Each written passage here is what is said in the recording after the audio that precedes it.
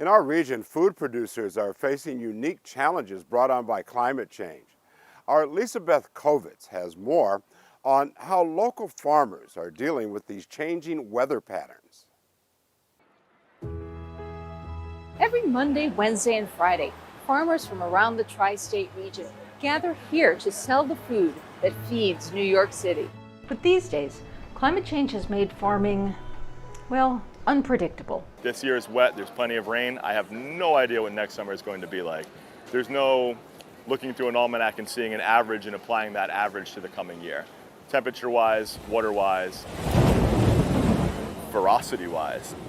A frost used to come around September 15th. That's a date my father would plan to stop expecting crops at. By contrast, I expect stuff till October 15th. There's really no trustworthiness to it, and the idea of seasons is kind of a joke. All bets are off. And in the middle of all this unpredictability, the storms in our region are becoming more dangerous. We used to have rainstorms where the rain would come down and you could listen to it and enjoy it, and now everything is a potentially catastrophic world-ending event.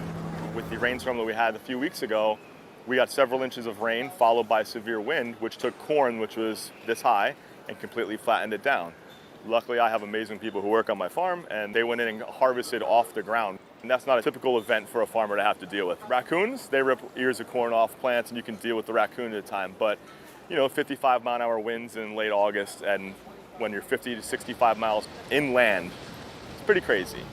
On Sycamore Farms, Smith does his best to innovate, but the problems of climate change loom large, and like a lot of farmers, Smith has questions and concerns. I would be curious to know what the trends are that are bringing more water to our area, because they're not all storm-based events. We can read them coming across the map and they keep hitting us over and over again.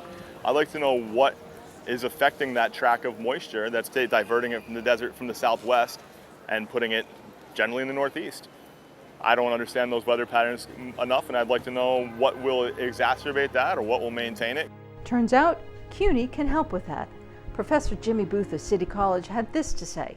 It's a terrific and interesting question. When you're looking at satellite images of clouds or animations of the radar for the contiguous United States, one can get the impression that there are storms that are passing from the southwest of the United States up over towards us.